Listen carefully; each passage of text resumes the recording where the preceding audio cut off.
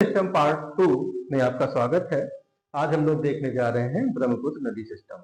ब्रह्मपुत्र एक लंबी नदी है जो कि 2900 किलोमीटर की है और जो चाइना, भारत और बांग्लादेश में बहती है। ब्रह्मपुत्र का उद्गम कैलाश मानसरोवर से हुआ है और यहाँ पर इस नदी को सांको के नाम से जाना जाता है। इसके बाद ये नदी जो है बहते हुए आती है अरुणाचल प्रदेश में और तादिया नामक जगह पर दिहांग, दिबांग और लोहित नदियां एक साथ जब मिलती हैं तो ब्रह्मपुत्र कहलाती है। ये ठीक उसी प्रकार से है जैसे कि भागीरथी और अलकनंदा जब आकर देवप्रयाग में मिलती हैं तो गंगा नाम हो जाता है। उसी प्रकार से इसका नाम अब दिहांग, दिबांग और लोहित के मिलने पर ब्रह्मपुत्र हो जाता है और यहां से ये आ जाती है असम में, जहां पर ये माजुली द्वीप का निर्माण करती है। गारो पहाड़ियों से होती हुई ये आती है डुबरी और यहां से ये बांग्लादेश में प्रवेश कर जाती है, जहां पर जमुना नामक ट्रिब्यूटरी है जिसमें तीस्ता नदी आकर मिलती है। इसके बाद गंगा नदी, जिसको कि बांग्लादेश में पद्मा कहा जाता है, वो आकर के इसमें मिलती है और इसके बाद ये एक सुंदरवन डेल्टा का निर्माण करती है। यहाँ पर मणिपुर से बहने वाली बराक नदी आकर जब मिल जाती है तो इस नदी का नाम मेघना हो जाता है। ब्रह्मपुत्र नदी पर NH वाटरवेज 2 बना हुआ है जो कि सादिया से लेकर डुबरी तक का जाता है, जबकि NHW1 जो है नेशनल हाईवे वाटरवेज नंबर 1 जो है वो हल्दिया से इलाहाबाद से हल्दिया तक का जाता है। इसकी जो ट्रिब्यूटरी है वो है मानस, कपिली, संकोश, सुवर्णश्री और धनश्री। कपिली जो नदी है उसी के किनारे पर कामरूप शहर बसा हुआ है। भारत में यह नदी अरुणाचल प्रदेश, असम, मेघालय, नागालैंड, सिक्किम और पश्चिम बंगाल से गुजरती है। पेनिनसुलर रिवर सिस्टम, प्रायद्वीपीय नदियां। प्रायद्वीपीय नदियां ये ग्लेशियर होकर के नहीं आती हैं। ये जो नदियां होती हैं पठारों से इनका उद्गम होता है, किसी न किसी पहाड़ी से निकलती हैं। इनमें जो फ्लो होता है वो कम होता है, इनमें पानी भी कम होता है और बरसात के पानी से ये रिचार्ज होती हैं। इसके अलावा ये जो ज्यादातर नदियां हैं वो बे ऑफ बंगाल में गिरती हैं जो कि लगभग 77% है। बाकी नदियां जो है अरेबियन सी में भी जाती हैं। जो प्रायद्वीपीय नदियां हैं वो हिमालयन नदियों से बहुत ज्यादा पुरानी हैं और इनका जो बहने का पैटर्न है वो बिल्कुल फिक्स होता है। इसलिए ये नदियां जो है मियंडर नहीं बनाती, भंवर नहीं बनाती, ऑक्स बाउ लेक नहीं बनाती हैं। इसका मतलब है नदी जब अपनी धारा छोड़ करके अलग हो जाती है और उस जगह पे जहां पे पहले बहती थी वहां का एक हिस्सा कट जाता है और एक प्रकार की ऑक्स बाउ लेक का वहां पर फॉर्मेशन हो जाता है, तो वो ये भी नहीं बनाती। हिमालय नदियां बनाती हैं डेल्टा। डेल्टा जो होता है जब नदियां बहती हैं तो बहुत सारा गाद सिल्ट लेकर आती हैं, वो एक जगह पर जमा हो जाता है तो उससे डेल्टा का फॉर्मेशन होता है।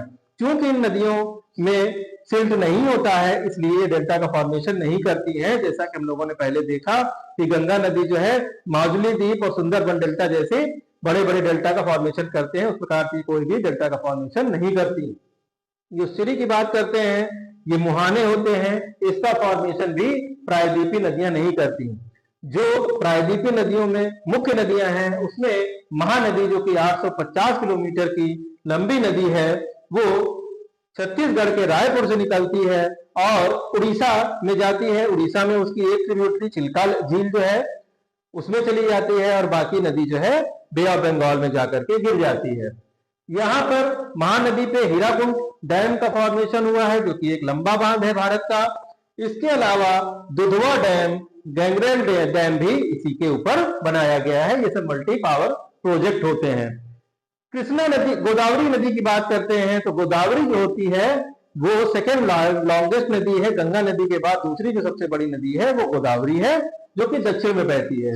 इसकी जो ओरिजिन होती है वो वेस्टर्न घाट के त्रंबक से होती है जो कि महाराष्ट्र में है। त्रंबकेश्वर जो जगह है वहां की त्रंबक पहाड़ियों से इसकी ओरिजिन होती है और ये बे ऑफ बंगाल में जाती है।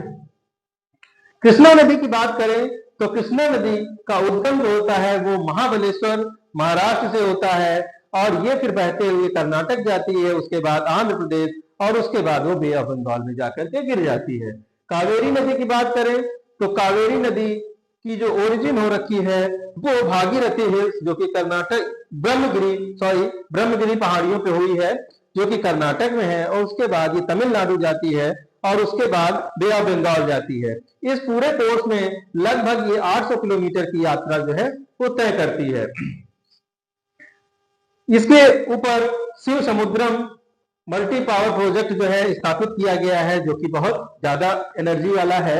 मेट्रो डैम का फॉर्मेशन किया गया है। कावेरी को दक्षिण की गंगा भी कहा जाता है। इसके अलावा ब्राह्मणी नदी जो है वो कोयल और शंख नदियों के मिलने से बनी हुई है। साथ ही साथ सुवर्ण रेखा नदी जो है वो रांची से निकलती है और हुंड्रो प्रपात के लिए जानी जाती है जो कि एक ऊंचा झरना है। Types of drainage pattern. नदियां अपने बहाव के हिसाब से कई प्रकार में बांटी जाती हैं। जब मुख्य नदी में सहायक नदियां इस प्रकार से मिलती हो जैसे पेड़ों की टहनियां, तो इस प्रकार के जाल को डेंड्रेटिक बोला जाता है। और इसमें इन सिंधु नदी, गंगा नदी, ब्रह्मपुत्र नदी इसी प्रकार की नदियां हैं। जब पहाड़ों से निकलने वाली नदियां पैरेलल बहती हुई नीचे की तरफ आती हैं तो पैरेलल ड्रेनेज पैटर्न कहा जाता है, जिसमें कि गोदावरी, कावेरी, कृष्णा इस तरह की नदियां हैं। जब सहायक नदियां समकोण पर आकर मुख्य नदी में मिलती हो तो इस प्रवाह को रेक्टेंगुलर ड्रेनेज पैटर्न बोला जाता है। चंबल, बेतवा, केन इस प्रकार की नदियां हैं। और अमरकंटक की पहाड़ियों से निकलकर भिन्न भिन्न दिशाओं में जाने वाली जो नदियां हैं वो नीचे की तरफ बहती हैं। ये इस प्रकार से रेडियल पैटर्न है। और सोन और नर्मदा इस प्रकार की नदियां हैं। सेंट्रीपिटल की बात करते हैं। जब नदियों का बहाव चारों तरफ से होते हुए बीच में किसी एक जगह पर आ रहा हो, किसी झील में आता हो, तो इस प्रकार के बहाव को सेंट्रीपिटल ड्रेनेज पैटर्न कहा जाता है। लोकटक झील इसी का उदाहरण है। भारत में झीलें। भारत में कई प्रकार की झीलें होती हैं। ताजे जल की झीलें, सॉल्ट वाटर, प्राकृतिक झीलें, क्रेटर के द्वारा बनी हुई झीलें, ऑक्सबाउ झीलें और आर्टिफिशियल झीलें। फ्रेश वाटर झील जो है, जो ताजे पानी की झील है, उसमें वुलर झील, इंदिरा सागर, लोकटक झील इस प्रकार की हैं। नमकीन पानी की झीलें जैसे कि सांभर झील राजस्थान की, महाराष्ट्र की लोनार, चिल्का उड़ीसा की, पुलिकट आंध्र प्रदेश और केरल के बीच में है। नेचुरल झीलों की बात करें तो डल झील कश्मीर की, बेम्बानद, नाव सरोवर ये सब झीलें हैं। क्रेटर झील, क्रेटर का मतलब होता है मुहाना। जब कभी वोल्केनो एक फटता है तो वहां पर एक गर्त बन जाता है, गड्ढ बन जाता है, और वहां पर जब पानी आकर रुकता है तो एक झील का निर्माण होता है। उसी प्रकार की झील को क्रेटर झील कहा जाता है और इसका उदाहरण जो है लोनार झील है। ऑक्सबाउ लेक की बात करते हैं तो जब नदी अपना रास्ता बदल देती है तो पुराने रास्ते में जहां पर पानी का बहाव पहले हुआ करता था वहां पर पानी रुक जाता है और वहां से वो पानी कट के दूसरे रास्ते चला जाता है, तो पिछले वाली जगह पर एक जो है झील बन जाती है। इसे जो है ऑक्सबाउ लेक कहा जाता है और ये जो झीलें हैं इसी का एग्जाम्पल है। आर्टिफिशियल झील, जब भी हम लोग कोई डैम बनाते हैं तो उसके पीछे एक सरोवर का निर्माण हो जाता है और इस प्रकार की सारी जो डैम के पीछे का रिजर्वायर होता है उसे हम लोग आर्टिफिशियल लेक कहते हैं। जैसे भोजताल, गोविंद सागर, जयसमंद, ये सब इसके कुछ एग्जाम्पल हैं।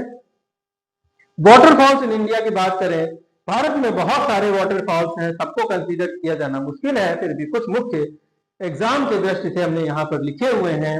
जिसमें जो कौंचिकल है जो कि कर्नाटक में है, जो कि सबसे ज्यादा ऊंचा है, 445 मीटर, ये वराही नदी पे बना हुआ है। दूसरा है जोग प्रपात जो कि कर्नाटक में है, सेकंड हाईएस्ट है और ये सरस्वती नदी के ऊपर से ये प्रपात बहता है। इसके बाद है धुआंधार प्रपात एमपी का, जो कि मार्बल रॉक्स के ऊपर बहता है, इस वजह से इसका रंग दूधिया हो जाता है और ये चांदनी रोशनी में बहुत ही खूबसूरत लगता है। इसके बाद है दूध सागर गोवा में, जो कि 310 मीटर का है, जो कि मांडवी नदी के ऊपर स्थित है। इसके बाद डुडमा उड़ीसा का है, ये मृच्छकुंड के पास से निकलने वाला जो है एक झरना है। इसके बाद चित्रकूट जो कि मध्य प्रदेश में है, इसको भारत का नियाग्रा कहा जाता है। धन्यवाद।